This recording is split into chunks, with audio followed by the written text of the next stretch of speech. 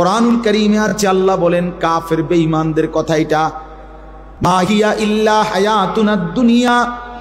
আল্লাহ বলে সমস্ত কাফের বেঈমানের কথা হলো জীবন মানে শুধুই দুনিয়া। জীবন মানে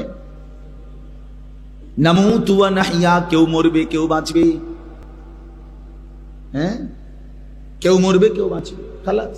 এই যে অনেক বিভিন্ন রকমের অ্যাক্সিডেন্ট, বিপদ, দুর্ঘটনা হলে অতি বুদ্ধিজীবী যারা, তারা এগুলা বলে প্রাকৃতিক দুর্যোগ, এগুলো প্রকৃতিতে হতেই পারে, এ নিয়ে ঘাবড়াবার কিছু নেই, এগুলো প্রাকৃতিক দুর্যোগ।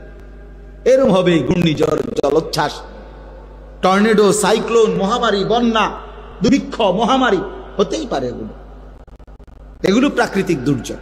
অথচ কুরআনুল কারীমের মধ্যে আছে আল্লাহ বলছে বান্দা এগুলো আযাব।